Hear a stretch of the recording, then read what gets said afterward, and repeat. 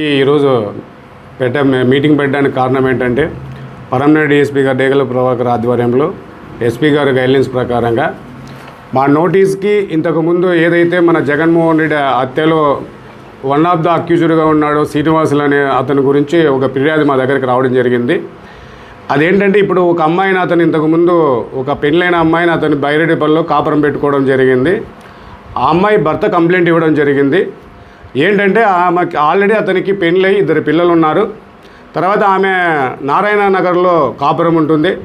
అదే వీధిలో శంకర్ అనే వ్యక్తితో కొద్దిగా పరిచయం అయిపోయి అతను కొద్దిగా ఆ విషయాలు అమ్మాయి కొద్దిగా బంగారు తీసిస్తా డబ్బులు తీసిస్తానని కొద్దిగా లోపరుచుకోవడం జరిగింది.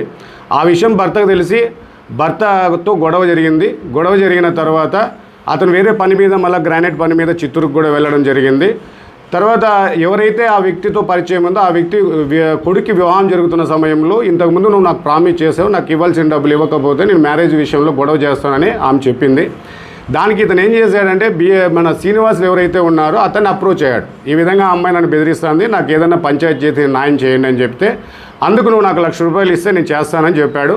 అప్పటికప్పుడే అతను ఫోన్పేలో 31,000 అతనితో వేయించుకోవడం జరిగింది. తర్వాత ఇక్కడ వేణుగోపాల స్వామి గుడి దగ్గర పంచాయతీ చేశారు. పంచాయతీ చేసిన తర్వాత ఆమెకి నువ్వు ఒక 20 lakhs ఇచ్చినట్లయితే ఆమె నీ నుంచి పూర్తిగా బయటికి వెళ్ళిపోతుందని చెప్పడం జరిగింది. అతను నేను అంత ఇవ్వలేను, నా చేత కాదనుకున్నా అని చెప్పడం జరిగింది. అందుకే 3 లక్షలు ఇచ్చేలాగా అతనితో ప్రామిసరీ నోట్ రాపించుకొని ఆ తర్వాత ఆమెతో ఇతను చనువు పెంచుకోవడం జరిగింది. చనువు పెంచుకొని ఈ ఈమెను ఇతను మళ్ళా హైదరాబాద్ తీసుకెళ్ళిపోయి 1 వీక్ అటు అటు తిరిగేసి తర్వాత వచ్చి ఈ విషయం తన భర్తకు తెలిసిన తర్వాత తన భర్త గొడవ పెట్టుకోవడం జరిగింది.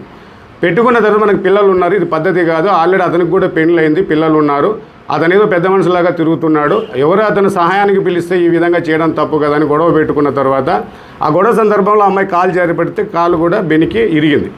ఇతనే ఈ అమ్మాయి భర్తే అతనికి ఒక 3 నెలలు ట్రీట్మెంట్ చేసి తర్వాత బాగు చేసిన తర్వాత ఒకరోజు మళ్ళీ ఈ శ్రీనివాసులు అనే వ్యక్తి ఆమెను తీసుకెళ్ళిపోయి బైరెడ్డిపల్లిలో కాపురం పెట్టాడు. ఈ కాపురం పెట్టిన తర్వాత అందరితో వదిలేకోకుండా ఇదే వీకోటలో నివాసం ఉంటున్న గణపతి, తర్వాత మున్భాగంలో శివ అని ఒకతను ఉంటాడు. వీళ్ళు ముగ్గురు కలిసి మళ్ళీ వాళ్ళ ఇంటికి వెళ్ళారు. వాళ్ళ ఇంటికి వెళ్ళేసి నువ్వు ఆ అమ్మాయిని కాలు ఎరగొట్టావు, మేము పోలీసులు చెప్తాం, లేదంటే నిన్ను ఇబ్బంది పెడతాం, నిన్ను చంపుతాం, బెదిరిస్తామని అతని దగ్గర ₹1,20,000 వరకు టోటల్గా డబ్బులు వసూలు చేయడం జరిగింది. ఫోన్పే ద్వారా కొద్దిగా తీసుకున్నారు. తర్వాత ఒకసారి ఆటోను లాక్కొని పార్కులో పెట్టి నువ్వు ఇమ్మీడియట్లీ మాకు డబ్బులు ఇస్తేనంటే ఆయన శ్రీరామ్ సిటీకి వెళ్ళేసి 60,000 డబ్బులు తీసుకొచ్చి ఇవ్వడం జరిగింది. మళ్ళీ తర్వాత అంతా అయిపోయిన తర్వాత కూడా అతను ఉంటున్న ఇండ్లు కూడా వదిలేసి నీ పిల్లల్ని తీసుకుని నువ్వు ఎక్కడికైనా వెళ్ళిపోవాలా, ఇక్కడ ఉంటే నేను చంపేస్తాం, నీ పిల్లల్ని చంపేస్తాం అని ఇలా బెదిరించడం జరిగింది. తర్వాత ఆ అమ్మాయికి ఇంతకుముందు ఇండ్లు కట్టుకోవడానికి అనేసి ఆ అమ్మాయి బంగారు, వాళ్ళ అమ్మ బంగారు, తన భర్త బంగారు అంతా కలిపి 125 గ్రాములు ఒక బ్యాంకులో పెట్టి ఒక 5 లక్షల డబ్బులు తీసుకోవడం జరిగింది. అది గణపతి, శ్రీనివాసులు తర్వాత ఈ శివ ఏం చేశారంటే ఆ బంగారం బయటకు తీసుకొని వేరే బ్యాంకులో పెట్టుకొని సుమారుగా 9.5 లక్షల వరకు తీసుకోవడం జరిగి ఇప్పుడు కూడా అమ్మాయిని వాళ్ళ కంట్రోల్లో పెట్టుకోవడం జరిగింది. ఈ కంప్లైంట్ మాకు నోటీస్కి వచ్చిన తర్వాత విత్ ఎవిడెన్స్ ఫోన్పేలు కూడా దీంట్లో ఫోన్పేలు కూడా ఉన్నాయి. అంటే ఈ వ్యక్తి ఎటువంటి వ్యక్తి, ఒకరు నాకు సాయం చేయమని వస్తే ఈ విధంగా ఇంత బ్లాక్మెయిల్ చేసి డబ్బులు సంపాదిస్తున్నారు. దీని మీద మేము ఇప్పుడు ఆల్రెడీ ఎక్స్ట్రాక్షన్ కేసు కడుతున్నాము. తర్వాత మీడియా మిత్రుల ద్వారా మేము ప్రజలందరికీ విజ్ఞప్తి ఎందుకు చేస్తున్నామంటే ఒక్క శ్రీనివాసులు అనే వ్యక్తే కాకుండా ఇలాంటి వాళ్ళు వీకోటలో చాలామంది ఉన్నారు. పోలీసు వాళ్ళ పేర్లు చెప్పుకొని అమాయకుల్ని నిజంగానే వీళ్ళకి పోలీసులు పరిచయం ఉన్నారు కాబట్టి వాళ్ళు పోలీసుల దగ్గర రాలేని వాళ్ళు మా పేర్లు చెప్పుకొని కూడా వీళ్ళు డబ్బులు వసూలు చేస్తున్నారు.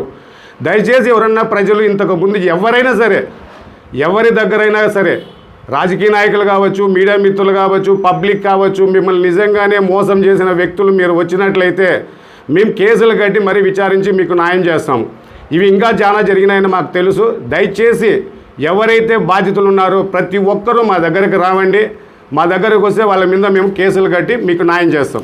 దానికనే ఈరోజు ప్రెస్ మీట్ పెట్టడం జరిగింది. ఈ కేసులో ఏదైతే జగన్మోహన్ రెడ్డి హత్య కేసులు విచారిస్తున్నప్పుడు ఇవన్నీ వస్తున్నాయి. దీని ఇంతటితో ఆపము. ఇంకా దీనికి రిలేటెడ్గా ఎంతమంది ఉన్నారో అంతమంది సుమారు ఎన్ని కేసులు అయితే కట్టడానికి కూడా సిద్ధంగా ఉన్నాం. అందుకే మా డిఎస్పీ గారు కూడా ఈరోజు రావడం జరిగింది. ప్రజలకు భరోసా ఇవ్వడానికే మా సార్ ఈరోజు ఇక్కడికి వచ్చి మీడియా మిత్రుల ద్వారా అందరికీ ప్రజలు చెప్పాలని రావడం జరిగింది.